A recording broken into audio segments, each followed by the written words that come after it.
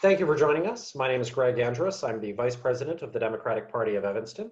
This is part of our video interview series with all of the municipal candidates for this upcoming election.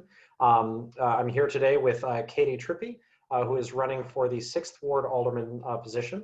Why don't we start off with Katie? Why don't you take the first few minutes and tell us a little bit about yourself? Sure, I'm happy to do it. Thank you so much for this opportunity. I am a third-generation Evanstonian, and I've lived here in the 6th Ward for more than 30 years.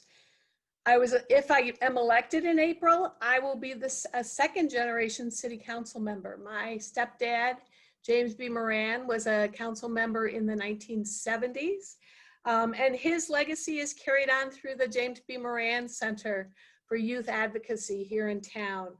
And I am really proud of that organization and the way that it carries on his lifelong passion for equity and justice in this community.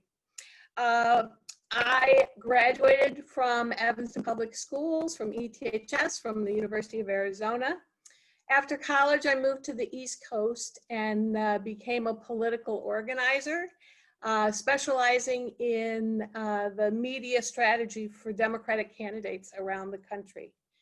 In 1991 is when I moved back to Evanston with 3 small kids in order to raise them here. And I have to say that Evanston is even a better place to raise kids than it is to grow up in. I am so happy to be back. They all graduated from Evanston schools and ETHS and have gone on to do great things. In 2004, I began a long career with the McGaw YMCA here in Evanston, and I've held the various positions of Director of Youth and Family Services, the Alumni Director for Camp Echo, and I am currently a gift officer in the Development Department at the Y. I've served on a lot of boards of directors for not-for-profits around town, including Youth and Opportunity United, which is YOU, the Women's Club of Evanston, the Infant Welfare Society of Evanston. I'm a proud graduate of the Evanston Community Foundation's Leadership Evanston program. I've always been interested in serving in public office, and the time in this, the history of this country feels right for public service. But also, I was upset with my current alderman, Tom Suffredin, who was the only city council member to vote against reparations. And I felt very strongly that that did not represent my views nor the views of my neighbors. So it's time to run for alderman. My top priorities are going to be supporting the small businesses, minority-owned businesses, and restaurants in town that are suffering such devastating economic losses from this pandemic. I want to secure and sustain affordable housing and especially affordable living here in Evanston so that the character of our community continues to include all of the residents and all of the backgrounds that we so prize having in our community. Finally, my work and passion has always been surrounding the development of youth, especially in the Evanston community. I want to make sure that they have equitable access to the resources in this town so that they can become successful and eventually stay here and give back just the way that I've been able to do that. I have a proven ability to work with people. I will bring new voices and more voices to the table, and I will listen for common interest and build consensus around solutions to the issues that challenge us. Okay, thank you very much. So these questions were submitted to us by our members, and quite a few of them had this question in one wording or another. How well do you feel that the City of Evanston has upheld its goal of assessing decisions and policies through a lens of equity? That's a great question. I really love living in Evanston because of our progressive nature. And we as a community have placed a priority on using a lens of equity and inclusion throughout the gamut of our city government. We've even gone so far as to hire an equity specialist to be our accountability partner to ensure that we are maintaining that lens of equity, diversity, sustainability in all of our decisions, from the council members all the way down to decisions that are being made by city staff. That shows that this is a priority for us, and I absolutely support and will continue to fight for that use of an equity lens in everything that we do. Right. So the next few questions are on the subject of policing, which has come up as a national conversation. How do you go about listening to and weighing conflicting calls from constituents, some of whom may want less of a conventional police presence and some of whom may want more? Sure. Well, one thing you can count on in Evanston is that there will be at least one person on every side of every issue. And they'll have very strong opinions. And the thing that we have to remember is that they all come with the best intentions. There is no one coming forward trying to hurt this community, quite frankly, especially when they step up in a public forum. Nobody is choosing to run for city council or school board or any of these other offices out of a malicious intent. So we need to take people from where they're coming from, understand that their opinions have been served by their own lived experiences, and then move forward from there. We have to listen for common interests, common ground, and then we have to build a consensus. And we all have to compromise. We have to be willing to give a little and take a little in order to come to some sort of agreement. And that happens around policing. It happens around what we're going to do with our public buildings. That's the answer to all of our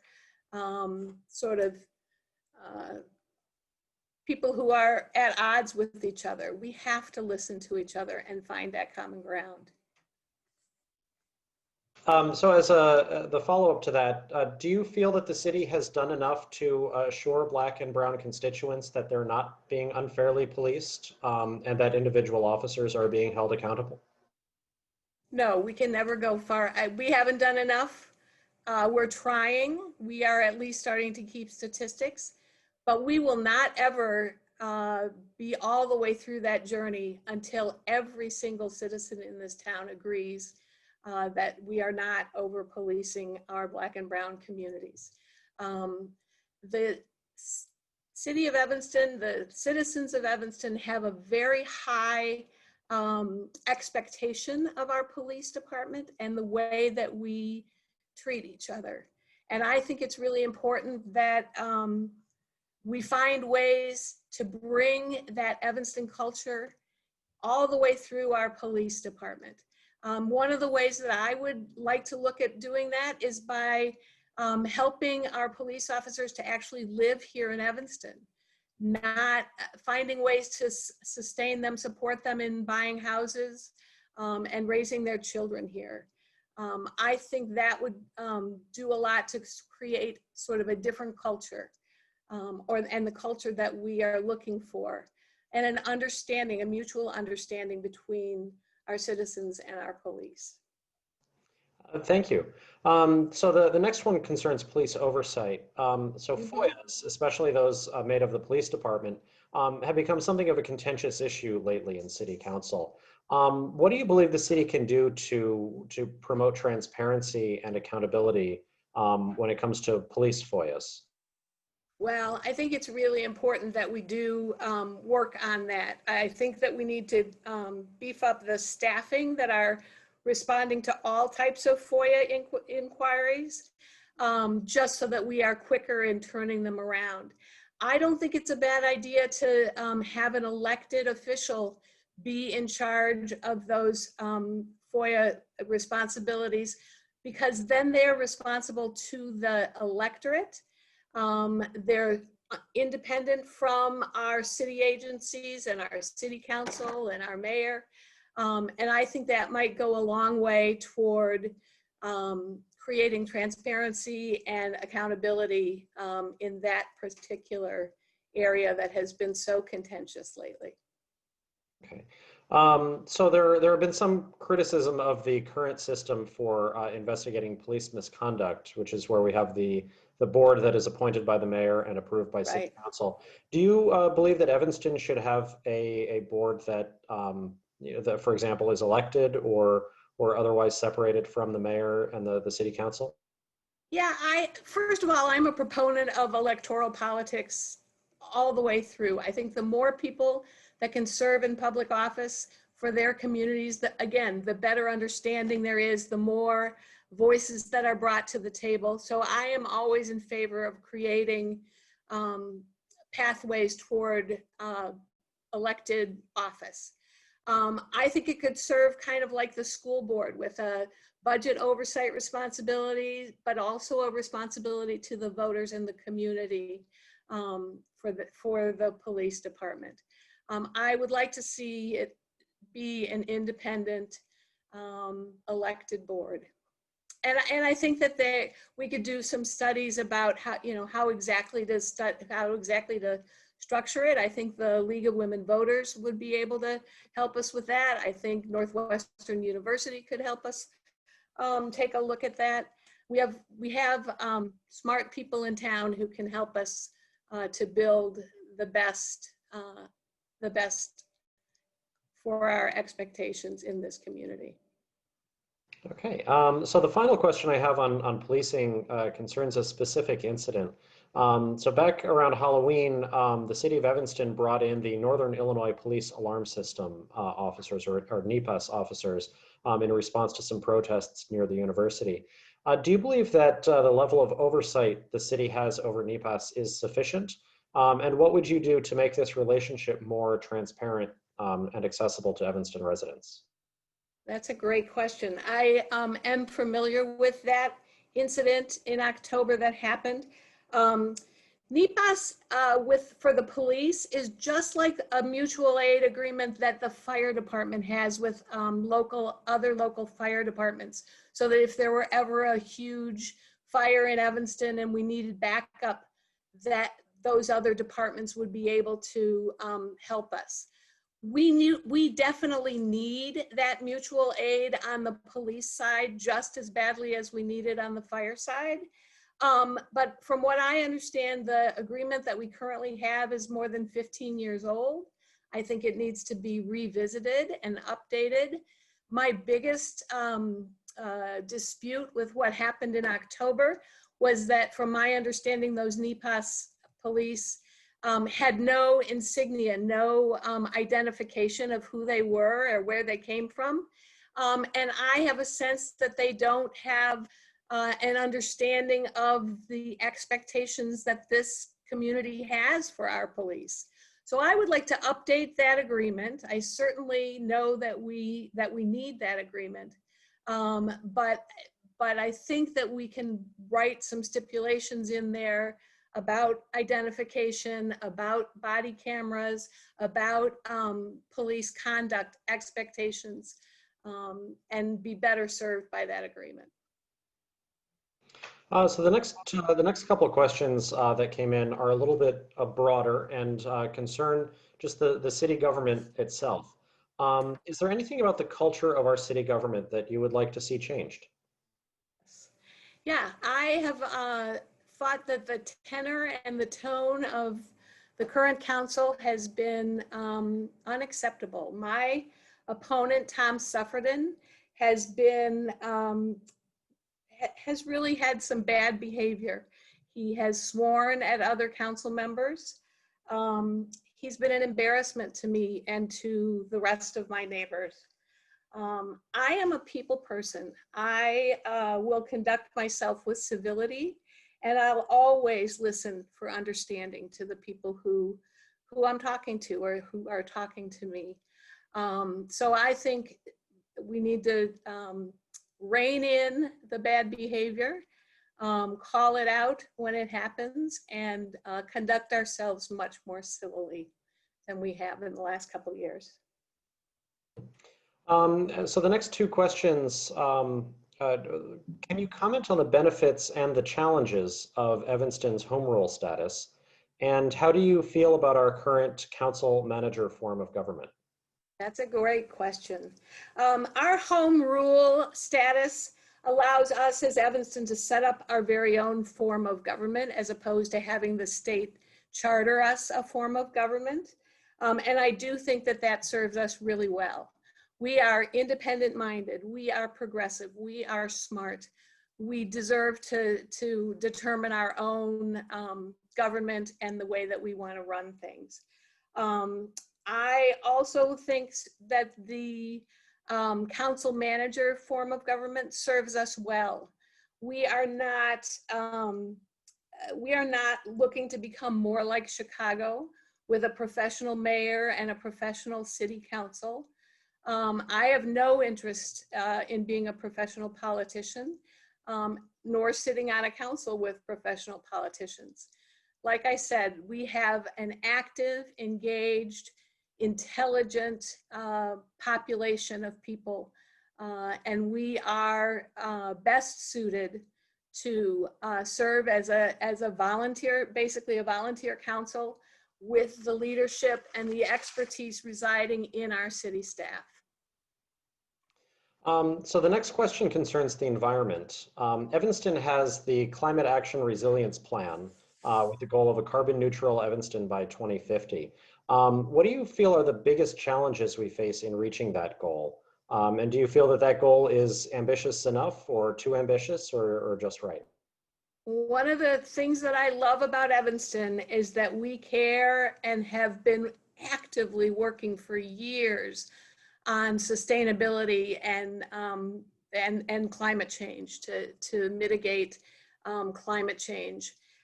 We are on this plan that we have now, the CARP plan, is actually the third environmental action plan that we've had over the last, I don't know, 10 or 15 years. And that's because we have completed goals in each of those other two, all of the goals that each of those other two agreements or plans set out.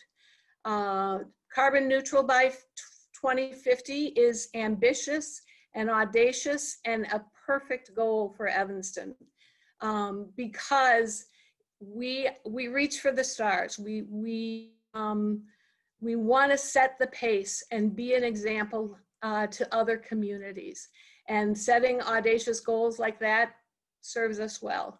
We may not reach it, but we'll certainly be further ahead than we are today, and that's important. We have an environmental policy board appointed by the mayor and made up of volunteers, but we also have hundreds of volunteers that have served on committees for that environmental board who are interested and experts in this particular policy field. And we are so lucky to have those people. And that's just one of the things that excites me about being part of the leadership of this town. So the next question we got concerns the budget. Do you feel overall that expenditures by the city of Evanston over the last 4 years have appropriately reflected the priorities, needs, and interests of Evanston residents?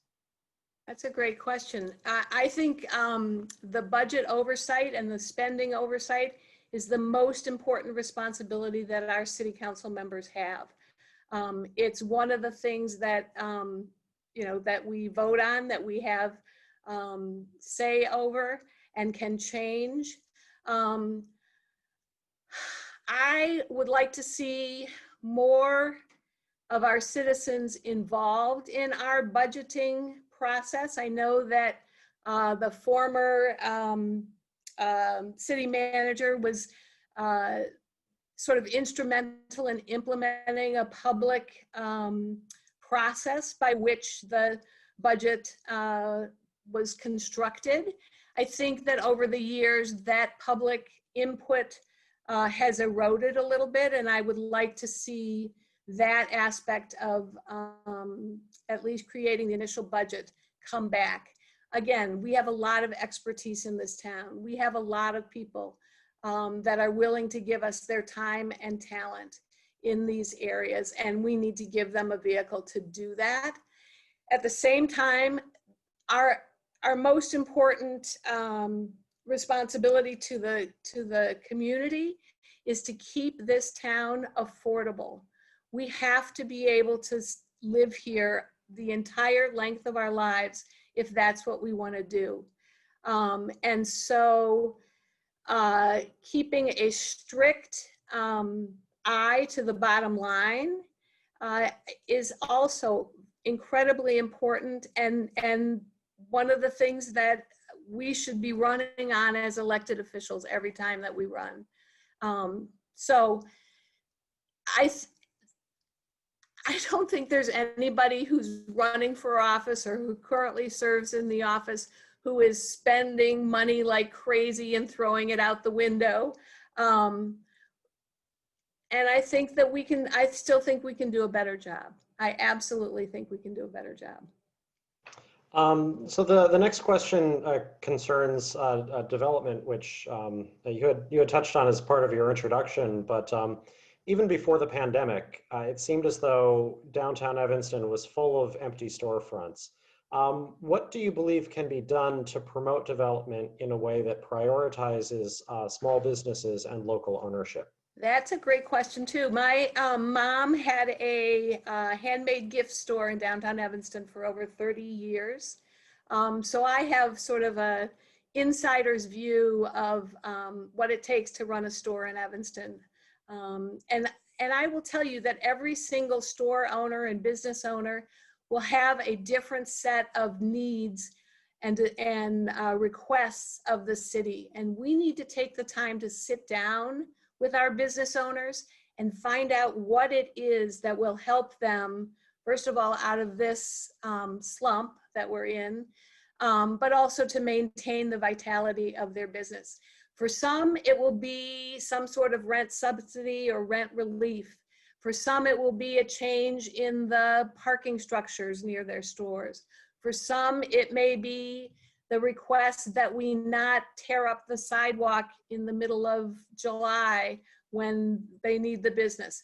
But we don't know what that is until we sit down with each and every one of them and actually listen, ask the question and listen to the answer and come up with a way to solve and support our business owners.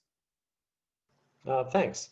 So the next one, moving from commercial development to residential development, despite the number of new residential units constructed in Evanston over the last few years, especially in some of the high-rise developments approved by City Council, housing costs in Evanston continue to rise.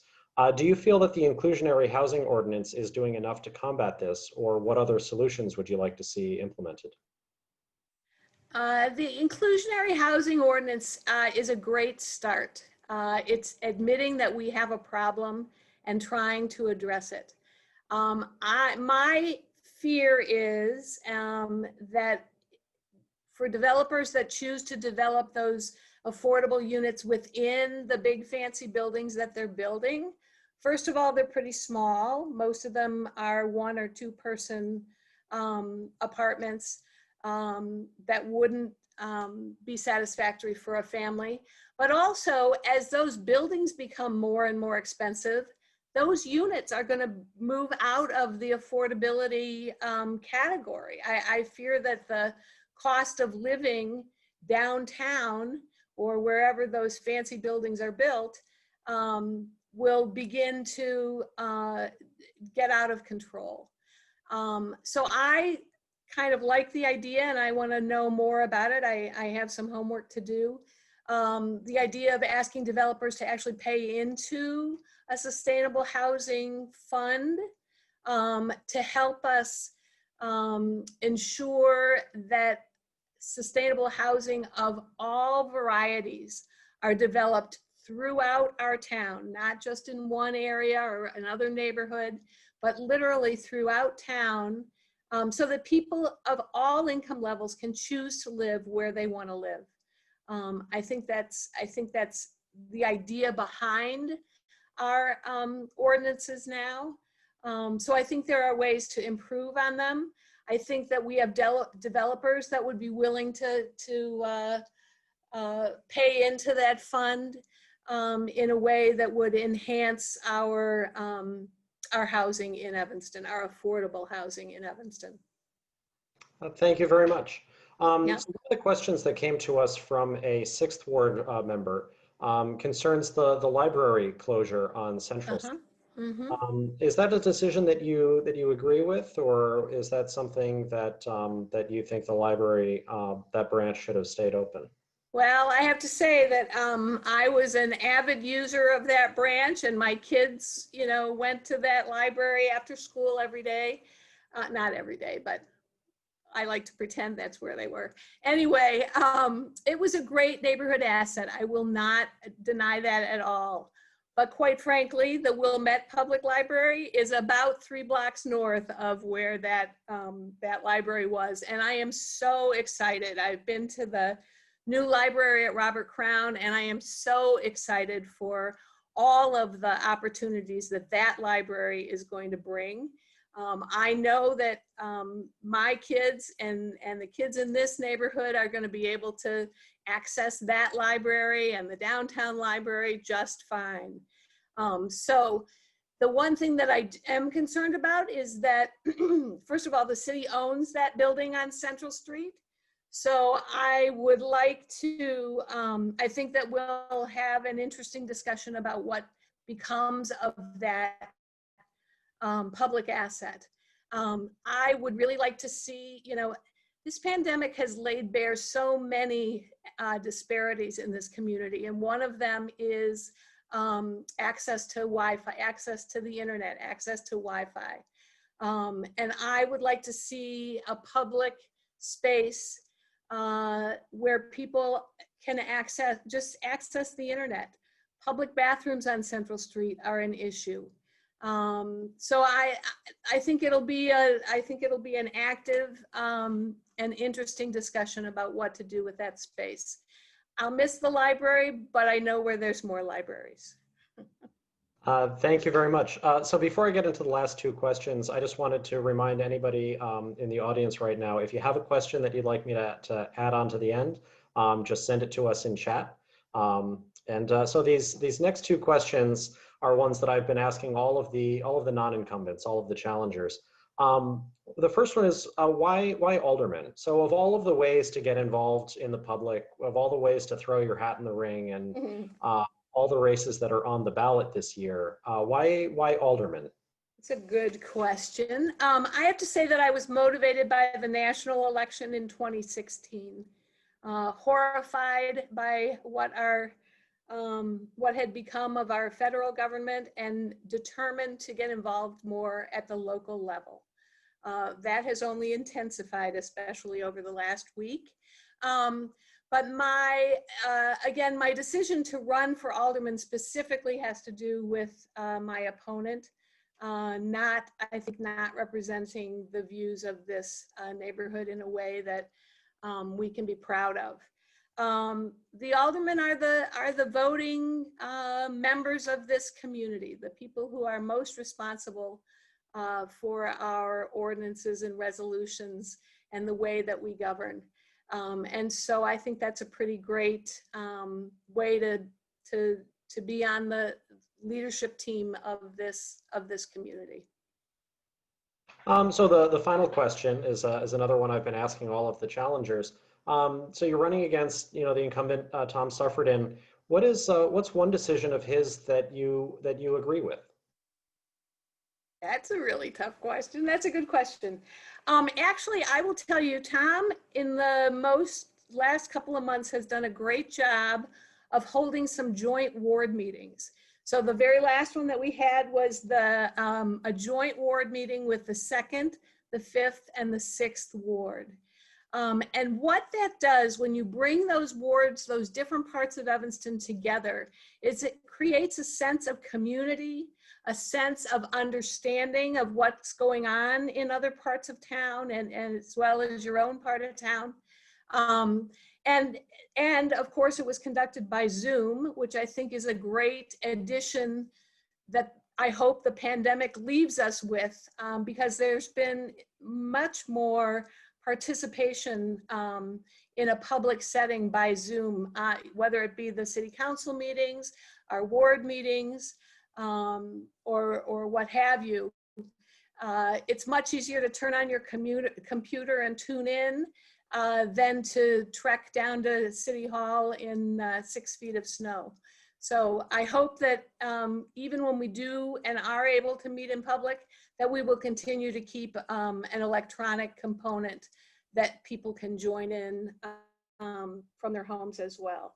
So yeah, the ward meeting before the 2nd, 5th, and 6th was a joint ward meeting between the 6th and 7th wards, and I thought that was a great opportunity to sort of share ideas and gain understanding of what's happening in town. So I will commit to continuing those joint ward meetings as long as my fellow council members agree.